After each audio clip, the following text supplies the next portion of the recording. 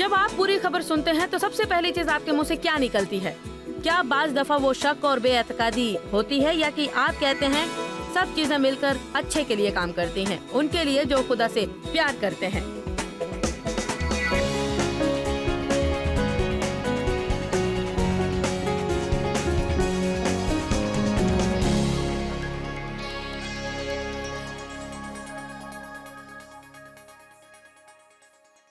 अब यहाँ पर कोई ऐसा है जो सोच सके किसी भी चीज के बारे में जो खुदा ने आपके लिए की हो?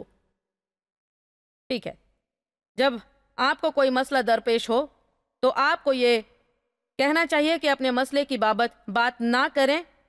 आपको दूसरी कामयाबियों का जिक्र करना चाहिए जो आपको जिंदगी में मिली हैं। डेव और मैंने किसी वजह से इस हफ्ते बहुत कम बिताया है, मिनिस्ट्री के शुरुआती दिनों की बात करते हुए और उन करिश्मों की जो खुदा ने किए हैं। हमने ये मिनिस्ट्री अपने घर के तहखाने में शुरू की थी। हकीकतन हमने वहां नीचे उस वक्त इसे शुरू किया था जब कंक्रीट की दीवार और फर्श था और उसके अलावा वहां पर और कुछ नहीं था। मुझे याद है वहां पर डेव का एक लकड़ी का बेंच था जिस पर वो बेंच प्रेस किया करते थे, और मुझे याद है कि मैं अपनी 3-4 सहेलियों के साथ उस बेंच के गिर्द घुमा करती थी, दुआ करती थी और रूह में उसकी बुनियाद डालती हुई जो खुदा इस वक्त कर रहा है।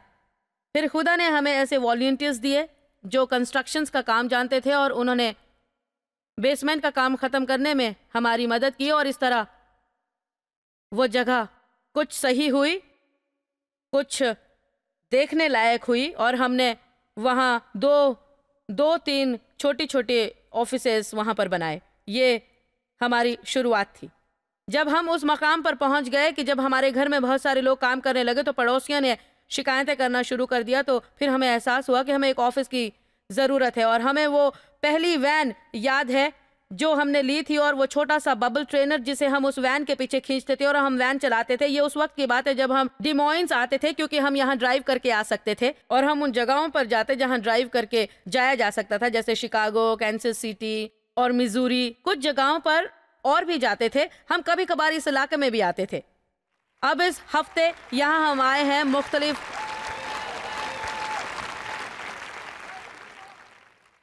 साजो सामान के साथ जो 7 गाड़ियों में लदा हुआ था, लेकिन माजी के उन दिनों को याद करना अच्छा लगता है कि खुदा ने हमारे लिए क्या कुछ किया। मुझे याद है एक दफ़ा जब मुझे पता चला कि मुझे कोई सर्जरी करवानी पड़ेगी और इससे कुछ अरसे के लिए मैं काम नहीं कर पाऊंगी, और उस वक्त हमारी आमदनी का जरिया सिर्फ मेरी तबलीग करने पर था।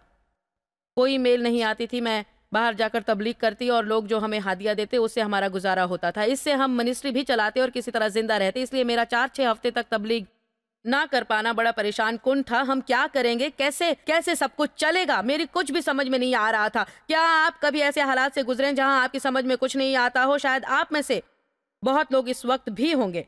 तो आपको कुछ पता है, आपको समझने की जरूरत नहीं है, आपको सिर्फ यह भरोसा रखना है कि खुदा है। कितने लोग वालिदैन के तौर पर बच्चों को सरप्राइज देना चाहते हैं? तो आपको पता है खुदा हमको भी सरप्राइज देना पसंद करता है, और उसके पास हमारे लिए बहुत से सरप्राइजेस होते हैं। आप में से कुछ लोगों को अपने जहन पर जमी धूल झाड़ कर खुदा पर भरोसा करना है कि वो आपकी पहले की परेशानियों का दुगना देगा। आमीन। जो भी शैतान आपसे छीनता है, खुदा उसका कई गुना ज्यादा आपको अता करता है। मुझे वो पसंद है जो डेव करते हैं। पिछले हफ्ते एक ट्रक हमारे पास से गुजरा और उसमें से एक पत्थर गिरा और उनकी कार का विंडशील्ड टूट गया। पहली बात जो उन्होंने कही वो ये थी, ठीक है शैतान, तूने तो अपना वार कर दिया, अब तो ये ले। और उन्होंने खुदा से दुआ करनी शुरू की कि मजीद लाखों जानों को दुनिया में पैदा कर।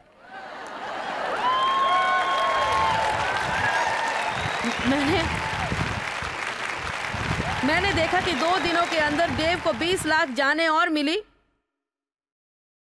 सिर्फ इसलिए कि जो शैतान ने उन्हें बरहम करने के लिए हरकत की थी। तो पता है विंडशील्ड तो टूट ही चुकी थी और उस पर बरहम होने से कोई बात नहीं बनने वाली थी। क्यों, ठीक कहा ना? क्यों ना आप उस बारे में कुछ करना तर्क करते जिसका आप कुछ भी नहीं कर सकते, और वो करना शुरू करें जो आप वाकई कर सकते हैं। इससे शैतान को पता चलता है कि आपकी क्या हैसियत है और फिर वो आपका सुकून नहीं छीनेगा, वो आपकी खुशी नहीं छीनेगा। चाहे तो कुछ भी कर ले शैतान, मैं तर्क नहीं करूंगा। आप ऐसा जरूर कह सकते हैं।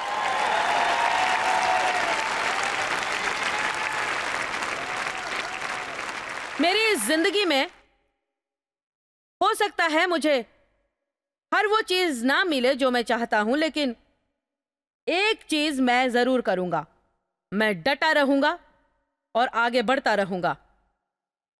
हो सकता है मुझे तमाम कामयाबियां ना मिले, लेकिन मुझे यकीन है कि जब तक मेरी सांसें चल रही हैं मैं कामयाबी हासिल करते रहूंगा। मैं तर्क नहीं करूंगा। मैंने पहले ही अपना जहन बना लिया है कि अगर कोई भी साथ ना हो सिवाय मेरे और खुदा के, तो भी मैं वो कर सकता हूं जो वो चाहता है कि मैं करूं, क्योंकि अगर खुदा आपके साथ है तो आप कर सकते हैं। आमीन। तो मैं उन दिनों को याद कर रही थी जब ये तमाम चीजें हुई। मुझे सर्जरी करवानी थी और हमारा हाल ऐसा था, मैं तबलीग नहीं कर सकती थी। उन्होंने मुझे बताया कि मैं 4 से 6 हफ्तों तक तबलीग नहीं कर पाऊंगी, पर मेरे मजबूत इरादे के बिना पर 2 हफ्ते बाद ही मैं शुरू हो गई। मैं जाकर तबलीग करती और मेरा जिस्म टूट टूट जाता। मेरा कुछ ऐसा हाल होता। सर्जरी की एक रात पहले मैं कुर्सी पर बैठी हुई थी, या शायद दूसरे या तीसरे दिन सर्जरी होने वाली थी। मैं अपने दिल से उस खौफ को निकालने की कोशिश कर रही थी जो मुझे परेशान किए हुआ था। घंटी बजी, देव ने जाकर दरवाज़ा खोला। वहाँ कोई था जिसे हम नहीं जानते थे। उसने बताया कि वो इलाकाई चर्च का पासबान है सेंट लुइस में, और वो अपनी मिनिस्ट्री ख़त्म कर रहे हैं और अपनी बिल्डिंग बेच रहे हैं। जब आप चर्च की जायदाद बेचते हैं तो वो पैसा किसी और मिनिस्ट्री को देना पड़ता है। आप उसे लेकर जैसा चाहें वैसा उसका इस्तेमाल नहीं कर सकते हैं, उसे दोबारा किसी दूसरी मिनिस्ट्री को ही देना पड़ता है। उसने अपनी बिल्डिंग बेच दी थी और दुआ कर रहा था कि ये पैसा कहाँ लगाए, और उसने महसूस किया कि जैसे खुदा ने उससे कहा हो कि आकर $10,000 हमें दे दे। तो उस वक्त इससे हमारे 6 हफ्तों के बिल भर गए। हमारा ये हाल था। वाह वाह! मुझे याद है मैं कितनी खुश हुई कि प्यारे खुदावंद में पुरजोश थी। वो खुदा का बहुत अजीम है। मुझे तो ये भी पता नहीं था कि इस शख्स को कैसे पता चला कि हमारा घर कहाँ है। मुझे तो अब भी पता नहीं कि उसको कैसे पता चला हम कहाँ रहते हैं। खुदा, हाँ।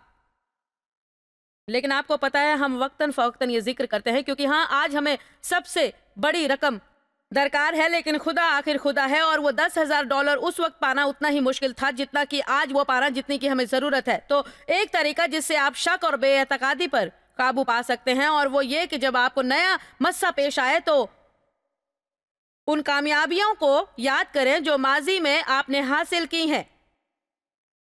अपने मसाइल का दुखड़ा हर वक्त रोते ना रहें, पर किसी का साथ पकड़ें और कहें मुझे तुझको बताने दो कि माजी में खुदा ने क्या क्या किया है।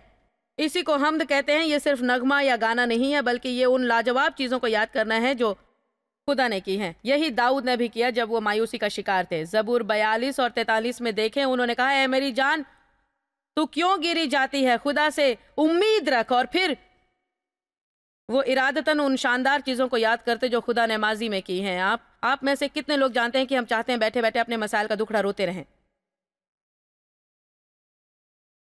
सिस्टर के साथ लंच पर जाएं और अपने मसाइल की बात करें।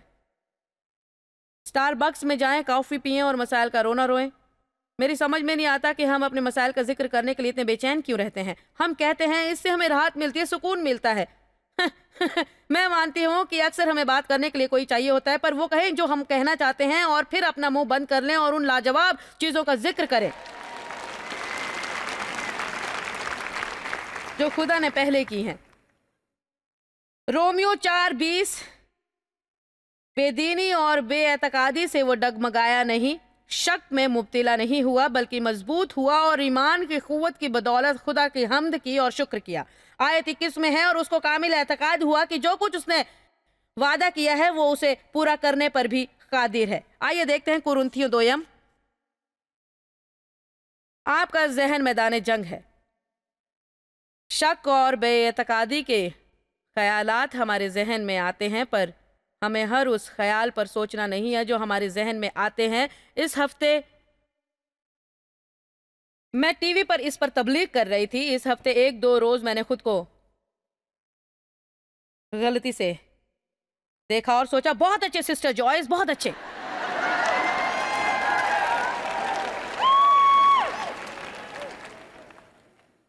कुरिन्थियों 2:10-4, क्योंकि हमारी लड़ाई के हथियार जिस्मानी नहीं, खून और गोश्त के हथियार, बल्कि वो खुदा के नजदीक किलों को ढा देने के काबिल है। ये हमारे हथियारों की बात कर रहा है। उसमें कहा गया है कि वो जिस्मानी हथियार नहीं, इसलिए वो रूहानी हथियार हैं। हमदो सना रूहानी हथियार हैं। क्या आप ये जानते हैं? दूसरी चीज जो आप कर सकते हैं जब शैतान का आप पर हमला हो और वो रूहानी दुनिया में बहुत पुरतासीर है, कि आप जाकर किसी और के लिए बाइस रहमत बने। क्योंकि जब परेशानी आती है तो पहली चीज जो हम करना चाहते हैं वो ये कि सब कुछ तर्क करके दुखड़ा रोते फिरें। लेकिन सबसे ज्यादा पुरअसर चीज जो आप कर सकते हैं वो ये कि अपना ध्यान ना भटकने दें और उस दौरान किसी और की मदद करें जब आप खुदा से अपने मसाइल को सुलझाने की आस लगा रहे हैं। इस तरह आप वो बीज बोते हैं जिससे खुदा आपकी जिंदगी में फसल लाता है। बस घर बैठे अपने जख्मों की मरहम पट्टी ना करें, दूसरों को मदद करने दें। तो हमारे पास हथियार हैं, इसलिए वो जिस्मानी हथियार नहीं है, वो रूहानी हथियार है, कलामे इलाही हथियार है। आपको समझना चाहिए कि यहां पर सब कुछ हथियार है, और अगर किसी चीज से शैतान डरता है तो वो है बस ये। आपको ये उसूल समझने के लिए लूका का बाब 4 पढ़ना चाहिए, जिसमें रूहुल खुद यीशु को बयाबां में लेकर आते हैं ताकि शैतान उन्हें भड़काए 40 दिन और 40 रातों तक उनकी अपनी पब्लिक मिनिस्ट्री शुरू करने से कब्ल। मुझे आपसे कुछ कहने दे, तरक्की पाने से पहले आपको चंद इम्तिहान से गुजरना है। आमीन। तो शैतान ने उनसे झूठ कहा और मुख्तलिफ बातें कही। 4 मुख्तलिफ मौके पर बाइबल कहती है कि शैतान ने यीशु से कहा और यीशु ने शैतान को जवाब दिया। ये लिखा हुआ है और वो उसे सहीफे का हवाला देते। आप कलाम इलाही सीख रहे हैं, इसलिए आप न सिर्फ कलाम इलाही पर ईमान रखें, बल्कि जब शैतान आपके मुकाबिल आए तो आप कलाम इलाही का इस्तेमाल भी करें। वो जो मेरे कलाम को जानता है वो ईमान के साथ उसको कहे भी, ऐसा बाइबल कहती है। खुद से पूछिए कितनी दफा आप अपने मुंह से कलाम इलाही बा आवाज़े बुलंद कहते हैं। ये यहां पर कुछ लोग हैं जो ऐसा करते हैं, लेकिन मैं बेझिझक कहूंगी कि यहां ज्यादातर वो हैं जो ऐसा नहीं करते हैं बनिस्बत उनके जो करते हैं। बस आप फजूल बैठे रहते हैं और शैतान आपके जहन में बेकार और बेमसरफ बातें भरता रहता है जो कलाम इलाही के खिलाफ होती हैं। आपके पास हथियार हैं जिनका आप इस्तेमाल कर सकते हैं, पर कोई और उन्हें आपके लिए इस्तेमाल नहीं कर सकता। आपको खुद करना है। आपको अपना मुंह खोलकर कहना है, शैतान मैं तेरा झूठ नहीं सुनना चाहता, कलाम ये कहता है। और जैसे ही आप ऐसा करते हैं तो आप उस ख्याल में खलल पैदा करते हैं जो आपके जहन में आ रहे हैं, और अब आपको ईमान की खुराक मिलती है बजाय शक के। लेकिन एक बार फिर मैं आपसे सच कहती हूं, मैं बेइज्जती करना नहीं चाहती, लेकिन बहुत से ईसाई ये करने के लिए बहुत सुस्त और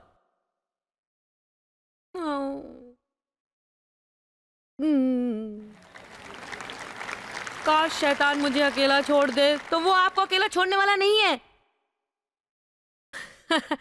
बल्कि अगर शैतान आपको परेशान नहीं कर रहा है तो शायद आप भी उसको परेशान नहीं कर रहे हैं।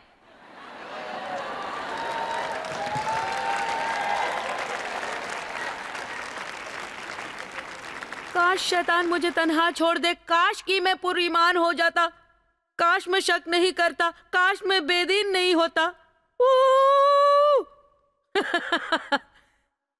हमें इस सुस्त, मजहूल और अफसोसनाक रवैये को तर्क करना है। यह बहुत जरूरी है। और जारहात पसंदाना बेबाक रूह, खुदा की रूह जो हमारे अंदर बसी हुई है, उसका सहारा लेकर इस खुराफात का डर कर मुकाबला करना है। आप जो सोचते हैं, जो महसूस करते हैं, उस हिसाब से नहीं चल सकते। मैं सोचता हूं हमारे पास जंगो जदल के हथियार हैं, खुदा का कलाम और हम्द। जब आप ये नगमा गाते हैं तो बस ऊपरी ढंग से न गाएं, जो गा रहे हैं उसे महसूस करें, ईमान के साथ गाएं, क्योंकि हर बार जब आप ऐसा करते हैं तो ये अंधेरे की सल्तनत के खिलाफ मतज होता है। अपने दोस्तों से मिलिए और उनके साथ उन अजीम चीज़ों की बात कीजिए जो खुदा ने माजी में आपके लिए की है। हाँ, हम सब के मसाइल होते हैं। एक वक्त आता है जब हम किसी से बात करना चाहते हैं। मैं औरत हूँ, मैं इसे समझती हूँ, लेकिन हमें बहुत बहुत मोहतात रहना है कि हम सिर्फ मसाइल की बात ना करें, मसाइल और सिर्फ मसाइल की बातें, क्योंकि फिर होता यह है कि हम उन अच्छी चीज़ों को भूल जाते हैं जो खुदा ने हमारे लिए की है। हमारा ईमान कमज़ोर पड़ने लगता है, कमज़ोर और ज़्यादा कमज़ोर। जबकि अगर हम उन शानदार चीज़ों की बात ज़्यादा करें जो खुदा हमारी ज़िंदगी में पहले ही कर चुका है, तो इस वक्त जो हमें मसला दरपेश है वो बहुत ही मामूली लगेगा। ठीक कहा ना?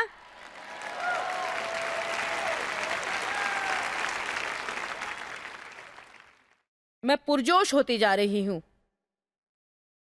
अगर मैं आपको जोश नहीं दिला पा रही हूं तो मैं तो हो रही हूं, क्योंकि हमारी लड़ाई के हथियार, सब लोग यही सोचे मैं जंग में हूं, लेकिन मेरे पास हथियार हैं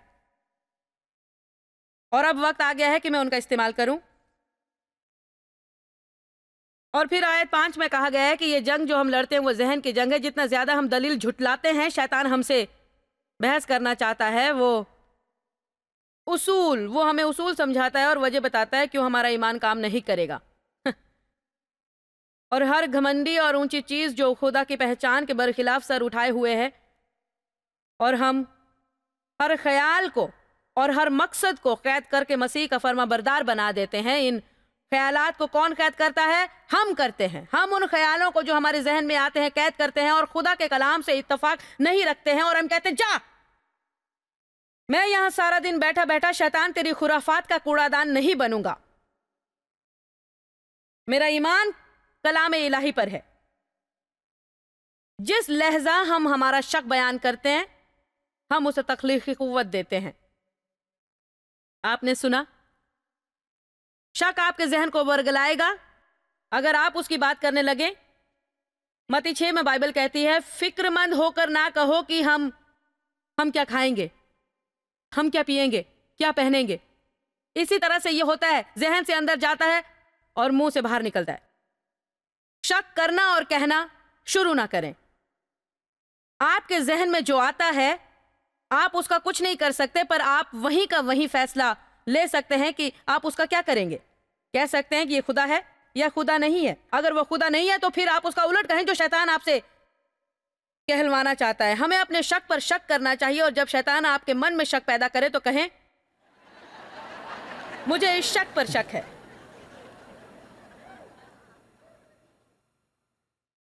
आपको ये सहीफे पता है, जिंदगी और मौत की कुव्वत जबान में है। उन चीजों को इस तरह देखो कि जैसे वो नहीं है।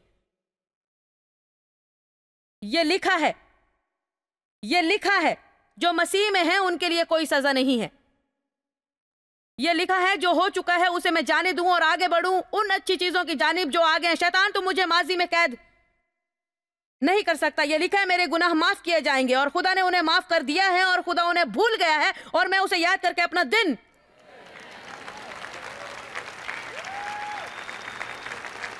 बर्बाद नहीं करूंगा।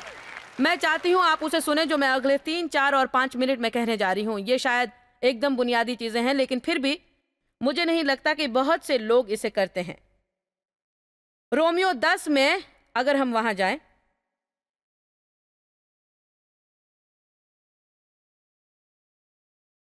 आप ये जानना चाहते हैं क्यों कुछ लोग कर पाते हैं और दूसरे नहीं, तो उसकी वजह यह है, कुछ लोग अपने जिम्मे की जिम्मेदारी पूरी करते हैं और वो करते हैं जो उन्हें करना चाहिए।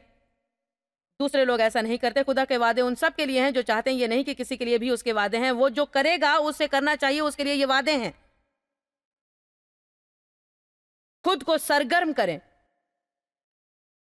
सही तरीके से जोश में आए, थोड़ा बहुत पाकीज़ा गुस्सा अपने अंदर लाएं और कहें, शैतान तो मुझे बहुत लूट चुका और अब मैं वो सब करूंगा जो मुझे करना जरूरी है ताकि वो सब बचा सकूं जो मुझे देने के लिए यीशु ने कुर्बानी दी है।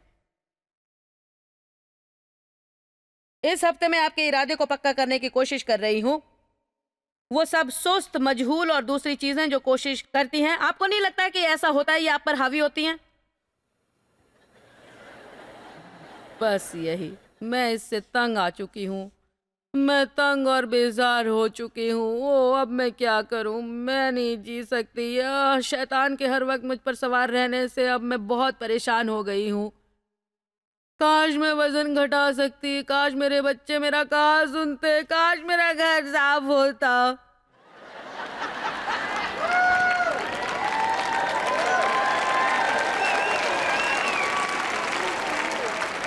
आप में से कुछ सोचते हैं, ओ खुदा, क्या आप मुझे एक नौकरानी देंगे? ये सब करना बहुत भारी है। आपको ये करना चाहिए कि दरवाजे में दाखिल होते वक्त कहें, मैं इस घर की सफाई करूंगी, मैं खुशी खुशी ऐसा करूंगी।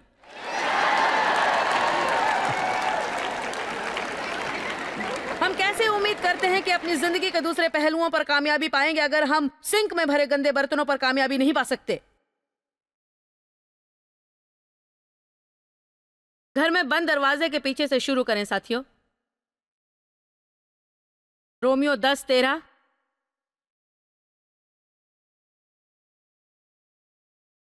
क्योंकि जो कोई खुदा का नाम लेगा निजात पाएगा, मगर वो उससे क्यों कर दुआ करें जो उस पर ईमान नहीं लाए, जिस पर उनका ईमान नहीं और वो उस पर इन्हिसार नहीं करते। और उस पर ईमान वो क्यों कर लाएं? जुड़ें, भरोसा करें और मुनसर रहें, जिसका जिक्र उन्होंने सुना नहीं, और बगैर मनादी करने वाले के क्यों कर सुने। तो वो कह रहा है जो कोई खुदावंद का नाम लेगा वो निजात पाएगा, लेकिन कोई उसका नाम क्यों कर लेगा जिस पर उसका ईमान नहीं है। और वो ईमान कैसे लाएगा जब तक कलाम इलाही सुनेगा नहीं। अगर आप आगे आयत 17 देखें, बस ईमान सुनने से पैदा होता है और सुनना मसीह के कलाम से आता है। ईमान कैसे आता है? मेरा ईमान कैसे इतना पुख्ता होगा कि शक और बेएतकादी का मुझ पर बिल्कुल असर ना हो? आपको कलाम इलाही से प्यार करना होगा। और कुछ कहने दीजिए, आपको कलाम इलाही को उस तरह चाहना चाहिए जिस तरह भूख लगने पर आप खाने को चाहते हैं। आपसे कुछ कहूं, आप सुन रहे हैं? अगर हमें भूख लगती है तो हम खाते हैं। मैं ये परवाह नहीं करती कि मुझे कार में जाकर लाना पड़ेगा, हम खाते हैं। बराए करम आज मुझे समझिए, खुदा का कलाम आपके रूह की दवा है। खुदा के कलाम में दरअसल शिफा बख्शने की कुव्वत है। वो उसका कलाम भेजता है उन्हें शिफा बख्शने के लिए, ज़बूर 107:20 में है, और उन्हें शिफा देता है, हलाकत से बचाता है। खुदा का कलाम दवा है, बिल्कुल वैसे ही कि अगर आपको फ्लू हो और आप जाकर एंटीबायोटिक या कुछ और लेते हैं या एस्पिरिन लेते हैं और वो आपके जिस्म के लिए दवा होती है, कलाम इलाही आपकी रूह के लिए दवा है। इसमें खल की कुव्वत है जो आपकी जिंदगी को शिफा बख्शेगी, लेकिन आपको उससे प्यार करना चाहिए, आपको खुद को उसके सुपुर्द करना चाहिए, आपको उसे उसी तरह लेना चाहिए जैसे आप खाना चाहते हैं। इसका कुछ फायदा नहीं पहुंचेगा। आप फर्ज समझकर आप रोजाना पूरा एक बाब पढ़ डालें क्योंकि आप डरते हैं कि खुदा नाराज होगा। आपको कलाम को अपनी जिंदगी को समझना चाहिए।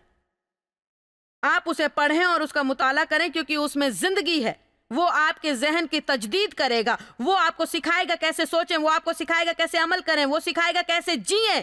तब हम सही सोचना, सही बोलना और सही इंतखाब करना शुरू करते हैं और हमारा रवैया सही हो जाता है। मेरा मतलब जुल्मत का राज खत्म होने लगता है और शैतान समझ जाता है कि आपकी जिंदगी पर अब उसका बस नहीं चलने वाला है।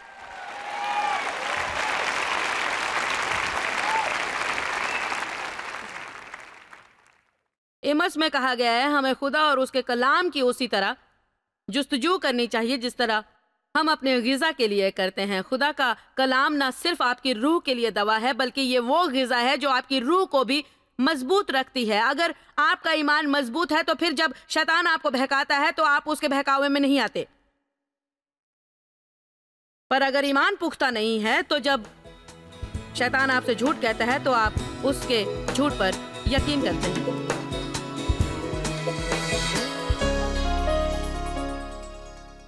आखिरी चीज जो आपको करनी है वो है हिम्मत हार जाना, क्योंकि अगर आप किसी चीज को करना तर्क करेंगे तो फिर खुदा उसका कुछ नहीं करेगा।